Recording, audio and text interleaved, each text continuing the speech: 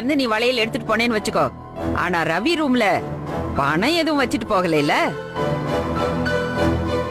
இவ்ளோ பணம் அவனோட ரூம்ல எப்படி வந்தது? இதெல்லாம் ரவியோட சேவிங்ஸ்.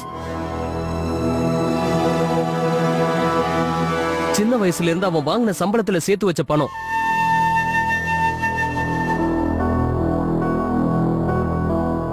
முதல்ல அவங்க அம்மாவுக்காக தான் அந்த பேங்க்ல இருந்து எடுத்தான். ஆனா அதை கௌரிக்கு கொடுக்கணும்னு முடிவு பண்ணான்.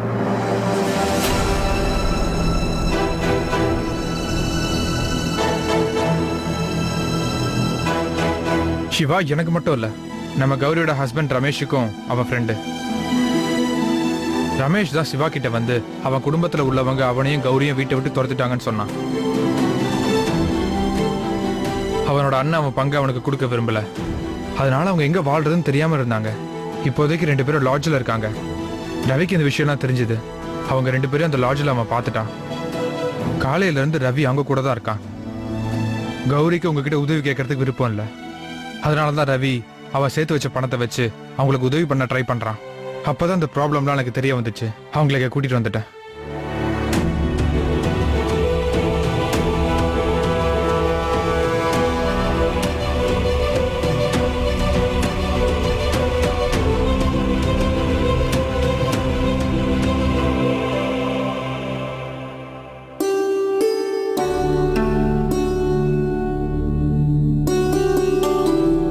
பாத்தீங்களாமா, நீங்க யார வேலைக்காரன் திருடன் அவமானப்படுத்தி பேசுனீங்களோ அவன் தான் இந்த குடும்பத்துல ஒருத்தனா இருந்து இந்த குடும்பத்து பொண்ணுக்கு உதவி இருக்கான்.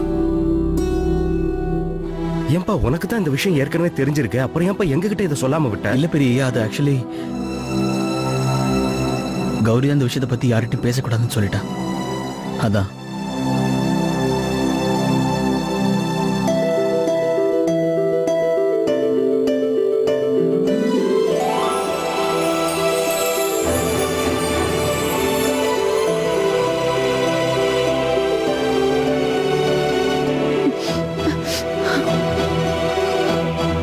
ரெண்டு பேரும் கொஞ்சம் ஒருத்தர் மேல ஒருத்தர் அன்பு பொழிஞ்சுக்கிறத நிறுத்திட்டீங்கன்னா அடுத்து என்ன செய்யறதுன்னு யோசிக்கலாமா? வீட்டு வேலைக்காரங்களை பத்தி ரொம்ப அதிகமாவே யோசிச்சிருக்க. இப்ப வீட்டு பொண்ணை பத்தியும் கொஞ்சம் யோசிக்கலாமா? பாவம், அவளை பெத்தவ தீர்த்த யாத்திரைக்கு போயிருக்கா. புகுந்த வீட்டுல அவ பொண்ணு நிம்மதியா இருக்கான்னு நினைச்சு கிளம்பி போயிருக்கா. ஆனா பாவம், அவளுக்கு இவ வீட்டை விட்டு வெளியே வந்தது தெரியாது. ஐயா, நான் போய் இவங்க பேக்கெல்லாம் ரூம்ல வச்சுட்டு வந்துடுறேன்.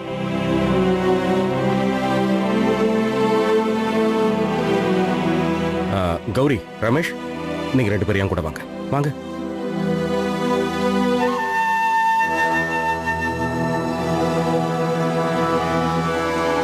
அம்பிகா, நான் சொல்றத கொஞ்சம் கேள. நான் எதையும் கேட்க மாட்டேன். இதுக்கு மேல ஒரு நிமிஷம் கூட நான் இந்த இடத்துல இருக்க மாட்டேன். பாருமா அம்பிகா, நான் சொல்றத கொஞ்சம் கேளுமா. நடந்ததெல்லாம் மறந்துடு. இவ்ளோ நடந்ததுக்கு அப்புறம் நாக்க புடுங்கிட்டு சாகுறதே மேல்.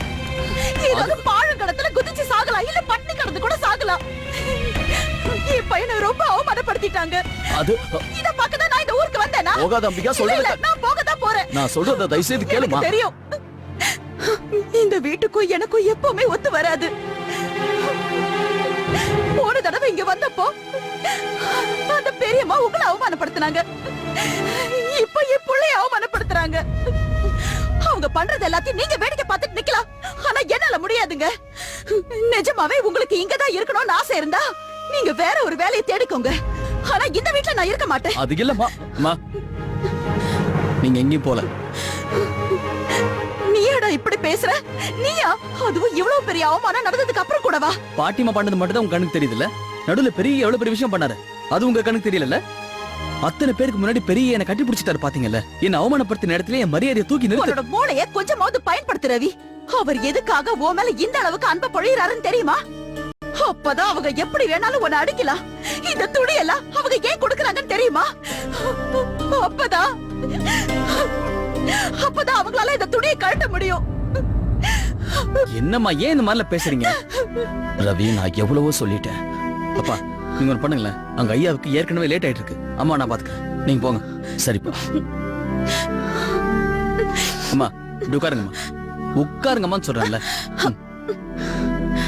நீங்க பாருங்க, நான் சொல்றது கேளு. என்ன கேட்கணும்? இவ்வளவு இவ்வளவு விஷயங்கள் நடந்ததுக்கு அப்புறம் கூட நீ அந்த குடும்பத்தை பத்தி மட்டும்தான் யோசிக்கிற. ஆனா நான் உன்னை பெத்தவடா. என் மனசு என்ன பாடுபடும் யோசிச்சியா? எனக்கு தெரியும்மா. உனக்கு ஒண்ணுமே தெரியல ரவி. இப்படி யாராவது உன்னை அவமானப்படுத்தி திட்டி அடிச்சாங்கன்னா நீ உடனே அந்த இடத்தை விட்டு வெளியில வந்துடணும். ஆனா நீ இந்த வீட்டை விட்டு வரவே மாட்டேன்னு பிடிவாதம் பிடிக்கிற. அதனாலதான் அவங்க இஷ்டத்துக்கு உன்னை என்ன வேணாலும் பண்றாங்க. ஆனா நீ ஏன் இந்த வீட்டை விட்டு வெளியே வர மாட்டேங்கிறன்னு இந்த வீட்டுல இருக்கிறவங்களுக்கு தெரியும் போது அன்னைக்கு உன்னை அடிச்சு கழுத்தை பிடிச்சு வெளியே தள்ளுவாங்க பாரு. என்னம்மா சொல்றீங்க? நான் உன் அம்மாடா. எனக்கு எதுவும் தெரியாதுன்னு நினைச்சியா? எனக்கு எல்லா விஷயமும் தெரியும். அந்த வீட்ல உனக்கு உன்னோட விசுவாசத்தை விட அதிகமா ஷாலினியோட காதல் பெருசா தெரியுதுல்ல? சொல்லு. ஆ? என்னம்மா என்ன வளறீங்க நீங்க? என்ன உங்க இஷ்டத்துக்கு பேசுறீங்க? அம்மா ஷாலினி அவ என்னோட ஃப்ரெண்டுமா. நான் உன்னை 10 மாசம் சுமந்தவடா. உன்னோட மனசுக்குள்ள என்ன இருக்குன்னு எனக்கு தெரியாம போயிடுமா? எனக்கு எல்லாம் தெரியும் ரவி. நீ ஷாலினிய மனசார விரும்புறதானே?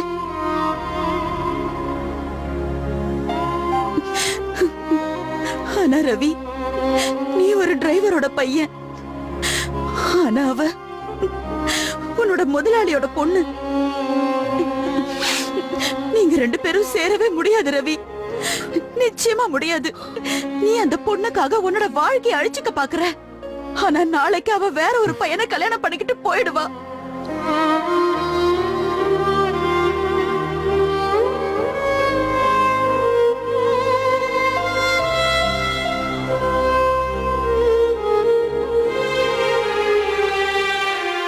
தயவு செஞ்சு நான் சொல்றத கேளு ரவி.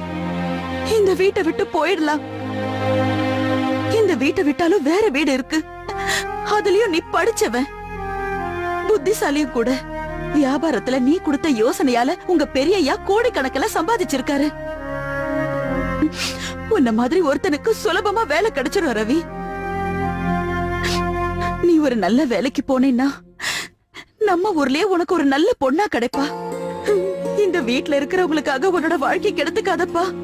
ஒரு பக்கம் இவங்க உன்ன டிரைவரா பாக்குறாங்க, ஒரு பக்கம் எடுபடியா பாக்குறாங்க. விருந்தாளிங்க யாராவது வந்துட்டா அவங்களுக்கு ஜூஸ் கொடுக்கற வேலைக்காரனா பாக்குறாங்க. உனக்கு இங்க எந்த மரியாதையும் இல்ல.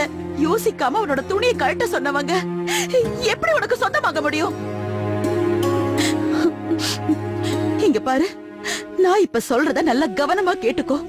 ஏழைங்க பணக்காரங்களுக்கு சொந்தமாக முடியாது. பணக்காரங்களும் ஏழைங்களுக்கு சொந்தமாக மாட்டாங்க. ஒரு நாள் இவங்க உன்னை வீட்டை விட்டு வெளியே துரத்திடுவாங்க. அத பத்தி கவலையும் பட மாட்டாங்க. உன்ன மாதிரி வேற ஒருத்தனை வேலைக்கு வச்சுக்குவாங்க.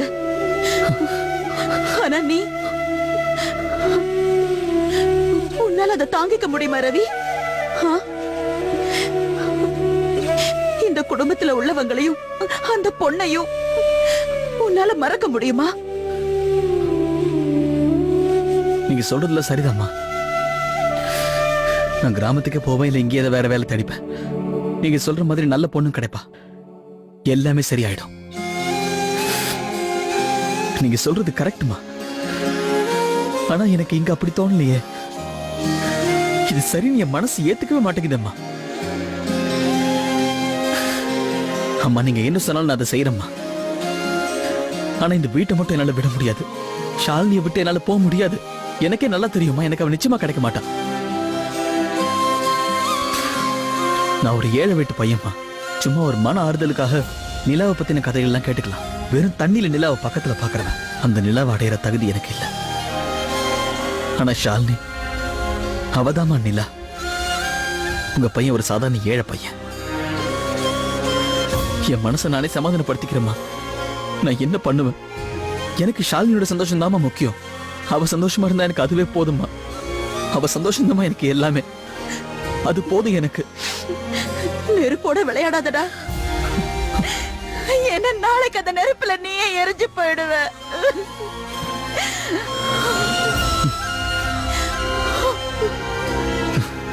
நான் அப்படிதான் எரிஞ்சு போகணும்னு என் தலையில எழுதியிருந்தா நான் எரிஞ்சு போறேம்மா.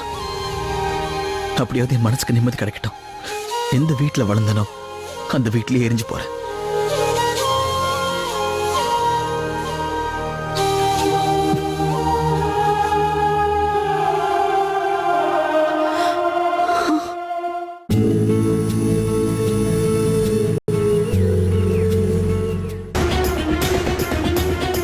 என் மனசு இதே மாதிரி பத்தி எரியுது.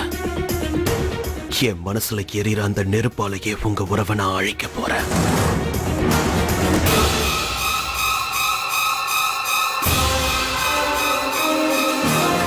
உன் கண் முன்னாலேயே உன்னுடைய கல்யாண வாழ்க்கை நாசமாக போறத நீ பார்க்க தான் போற சாட்சி. இப்பவாவது நடந்தது என்னன்னு சொல்லுங்க. நேரா ஏன் இந்த வீட்டுக்கு வரல? இல்ல மாமா, எங்க வீட்டு பிரச்சனையால உங்க ஃபேமிலியில எந்த ஒரு இஷ்யூ வந்துடக்கூடாதுல்ல, அதுக்காக தான் மாமா நாங்க இப்படி பண்ணோம். அது மட்டும் இல்லாம எனக்கும் என் அண்ணனுக்குள்ள ப்ராப்ளம்ஸை நானே எப்படியாவது சால்வ் பண்ணணும்னு நினைக்கிறேன். அதனால தான் இந்த விஷயத்தை நாங்க யார்கிட்டயுமே சொல்லல மாமா. நீ சொல்றது எல்லாம் சரிதான்ப்பா. ஆனா இப்ப இந்த குடும்பமும் உன்னோட குடும்பம் தான் இல்லையா? அப்ப உனக்கு வந்த ப்ராப்ளம் எங்களுக்கு வந்த ப்ராப்ளம், இதை எல்லாரும் உட்கார்ந்து பேசி தீர்த்திருக்கலாமே இல்ல? ஆமா மாமா. சரி, அப்போ நாளைக்கு நம்ம ஒரு வேலை பண்ணுவோம். உங்க குடும்பத்துல இருக்கிறவங்கள இங்க வர சொல்லுவோம் சாப்பிடுறதுக்கு. ஓகே? ஆனா அவங்க அட நீ அவங்கள வர சொல்லுப்பா, எல்லாம் சரியாயிடும். அவங்க வரட்டுமே. ஆனா என்ன பொறுத்த வரைக்கும் நீங்க அவங்க கிட்ட ஒரு 2-3 நாள் கழிச்சு பேசுறதா நல்லதுன்னு எனக்கு தோணுது மாமா. ஓகே, உன் இஷ்டப்படியே பண்ணுவோம். ம், நீயும் கொஞ்சம் டைம் எடுத்துக்கோ, அவங்களும் கொஞ்சம் டைம் எடுத்துக்கிட்டோம். சரி. நான் எப்பவும் சொல்றது ஒண்ணுதான். இந்த வீடு உன் வீடு மாதிரி. நீ எவ்வளவு நாள் வேணாலும் இங்க தங்கி இருக்கலாம். புரிஞ்சுதா?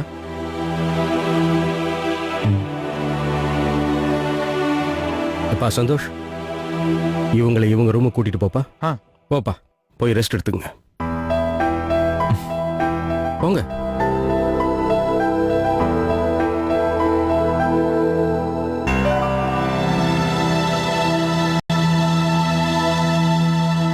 ரவி, சொல்லுங்க. கௌரியோட லக்கேஜ் எங்க வச்சிருக்க? லக்கேஜ் எல்லாம் ஹால்ல எடுத்து வச்சிருக்கேன். அப்போ அந்த லக்கேஜ் எல்லாம் என் ரூம்ல வச்சிரு.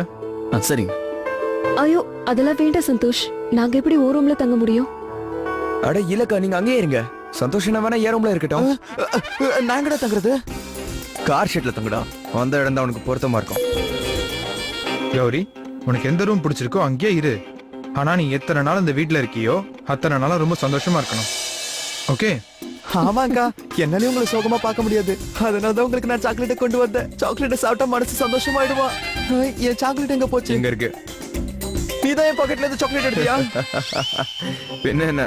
டேய், கியூல சாக்லேட் சாப்பிட்டீனா இன்னும் குண்டாயிடுவடா. அப்புறம் இருக்கிற கதுவெல்லாம் உடைச்சு பெருசாக்கணும். லக்கேஜ் எடுத்து வச்சிட்டேன். சரி. சரி, நான் வரேன். போலாமா?